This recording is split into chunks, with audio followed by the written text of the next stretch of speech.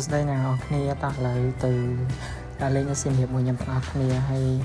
តាត់ចូលមកដល់ទៅយើងមកដល់សៀមរាបហ្មងណាព្រោះអីចេញពីពេញមកខ្ញុំបាន record វីដេអូ record អីទេព្រោះអីអត់មាន plan ថាត្រូវថត vlog ហ៎ហើយនេះខ្ញុំមកគាត់ទៅយកវីដេអូខ្លីៗមកធ្វើជា vlog ចង់ share អ្នកនរគ្នាអញ្ចឹងណាឥឡូវនេះកាត់ចូលមកដល់យើងមកដល់អូតែហើយអូតែហ្នឹងគឺខ្ញុំគេងប្រភេទ K ដមហ្នឹងមាន 4K សម្រាប់គ្នាខ្ញុំ4នាក់ហើយយើងហើយពួកខ្ញុំបុកប្រភេទ K ដមហ្នឹងវាស្រួលព្រោះពួកខ្ញុំគេនៅបន្ទប់ជុំគ្នាហ្មងអត់នៅបន្ទប់ផ្សេងគ្នាហើយនេះwelcome drink ទៅមកដល់សៀមរាបអញ្ចឹងណាបន្ទាប់ពីខ្ញុំបាយចំនេះហើយពួកខ្ញុំក៏ធ្វើដំណើរចេញមកក្រៅដើម្បីទៅ Walk Street ហើយដល់អីញ៉ាំហើយទៅសាកស្រាថ្នាំអ្នកនរគ្នាទៅហើយ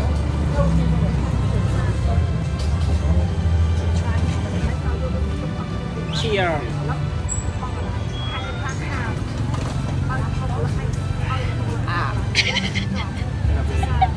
ហើយនៅប្រងប្រាដាក់អារម្មណ៍ទៅលើវ៉ាន់ជុំពុំប្រេងហ្នឹងខ្ញុំថាទៅវិញផឹកហើយនេះកាត់ចូលមកដល់ថ្ងៃទី2ពួកខ្ញុំក៏ផឹកឡើងរៀបចំខ្លួនដើម្បីធ្វើដំណើរទៅលេងនៅប្រាសាទផឹកឡើងពេលចេញពីអូតាមករៀងខ្ញងតិចរៀង confident តិចណាពួកអីធ្វើខ្លួនរៀងយូរដែរមកបានចេញហូបអញ្ចឹងណា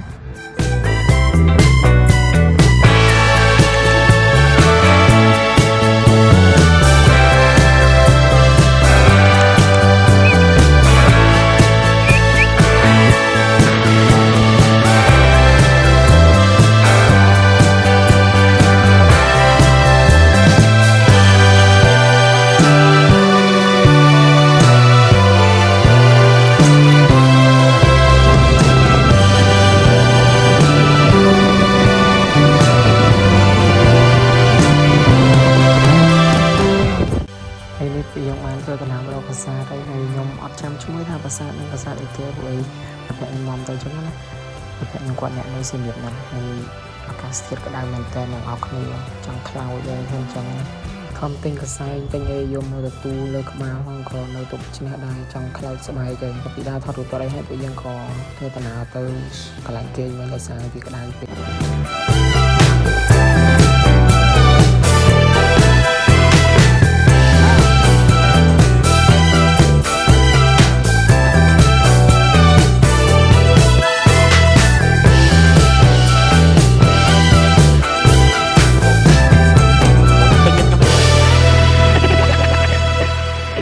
ពីធ្វើដំណើរមកដល់អូតាសម្រាប់ឯមកស្ទូឲ្យពួកខ្ញុំក៏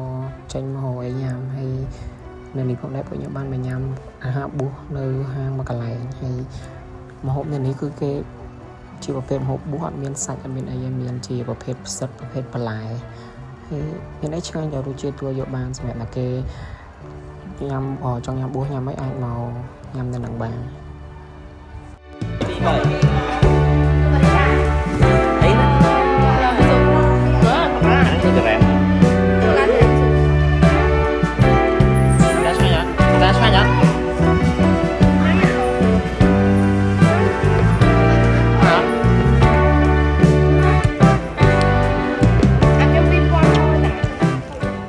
បើជាជួវិញមកតាពីប៉ុន្តែអត់ភ្លេចរឿងលុយអាប់ទេខ្លាចគេអត់អាប់លុយឲ្យ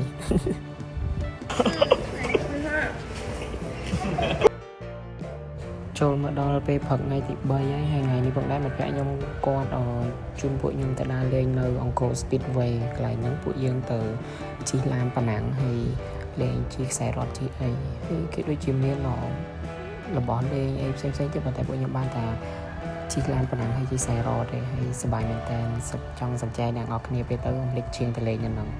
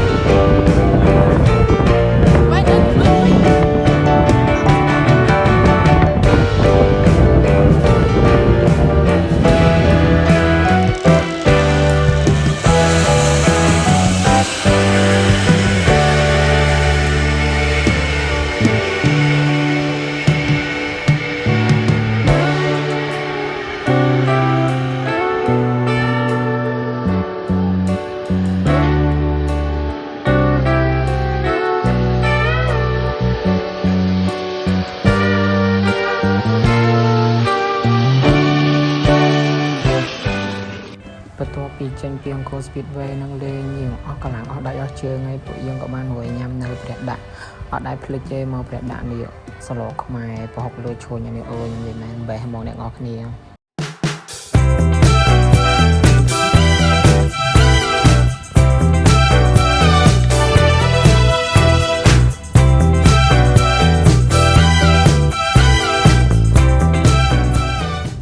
ហើយថ្ងៃទី3យើងគឺបានបញ្ចប់ហើយមានតែច្រើនញ៉ាំអីហើយក៏ត្រឡប់មកតែវិញអស់ដៃអស់ជើងអ្នកនរគ្នាពួកឯង spend ថាមួយថ្ងៃពេញនៅក្រៅហើយមេឃក៏ក្តៅខ្លាំងដែរចង់ឆាប់អស់កម្លាំងមែនតើ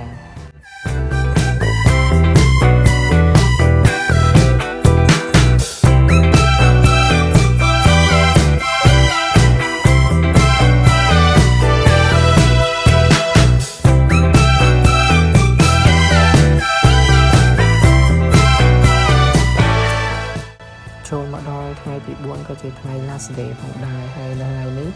បន្ទាប់ពីក៏ពីគេរៀបចំខ្លួនឲ្យចាយហើយពួកយើងក៏ធ្វើដំណើរទៅប្រាសាទអង្គរវត្តហើយពួកយើងហៅអាហារថ្ងៃត្រង់ញ៉ាំសិនបន្ទាប់ពីញ៉ាំអាហារថ្ងៃត្រង់ដូចហើយពួកយើងក៏ទៅតែងឈុតបុរាណដើម្បីទៅថតរូបថតអីពួកថ្ងៃនេះជាថ្ងៃ last day អញ្ចឹងណាហើយជួយចិត្តមែនតើនេះបោកនេះហៅថែមទៀតណាកំងលោកមែនតើអ្នកនរគ្នាឲ្យញ៉ាំអត់អស់ថ្ងៃហ្នឹងម្ហូបសល់មកគោកដឹងស្ដាយតែបងរត់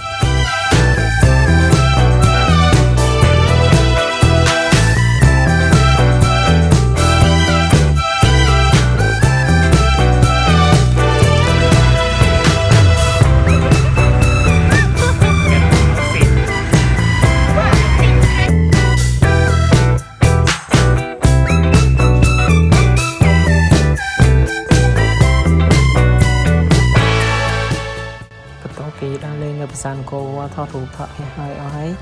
ថ្ងៃទី4យើងក៏បានបញ្ចប់ហើយលើពួកយើងធ្វើដំណើរមកហៅអីញ៉ាំហើយញ៉ាំអីកន្លែងនេះគ្រប់គ្នាគេ enjoy មែនតើគេឆ្ងាញ់គ្រប់គ្នាហើយខ្ញុំអត់ញ៉ាំអត់ឆ្ងាញ់អត់ដឹងម៉េចអញ្ចឹងថ្ងៃហ្នឹងគឺអង្គុយមើលមាត់គេញ៉ាំមកអត់បានញ៉ាំអីទេព្រោះញ៉ាំអត់ចូល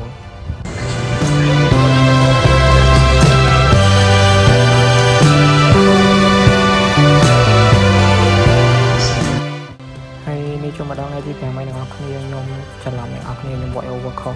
ពេលខ្ញុំកាត់វីដេអូខ្ញុំច្រឡំថាថ្ងៃទី4គឺជា last day ក៏ប៉ុន្តែនៅថ្ងៃទី5មួយថ្ងៃទៀតនេះមិនថ្ងៃ last day ពួកអីថ្ងៃមិត្តភក្តិខ្ញុំនាំពួកខ្ញុំទៅលេងនៅប្រាសាទប្រែរូបមួយថ្ងៃទៀត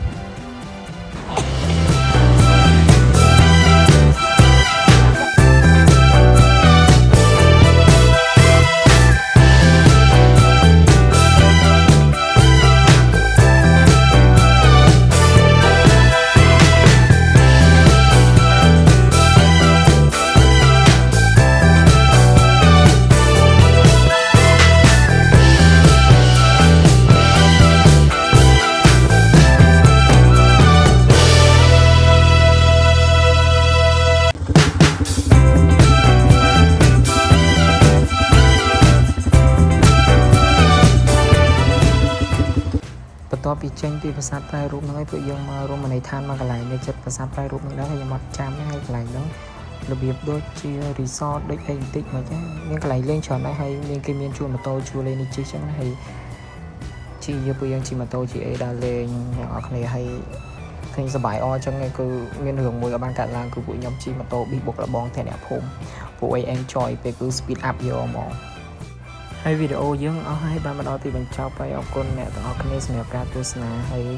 បើសិនជាស្រឡាញ់ចូលចិត្តកុំភ្លេចចុច Subscribe Channel របស់ខ្ញុំផងហើយ Like និង Share វីដេអូផងដើម្បីឲ្យខ្ញុំមានកម្លាំងចិត្តធ្វើវីដេអូក្រោយៗទៀតចែកដល់អ្នកទាំងអស់គ្នាអរគុណ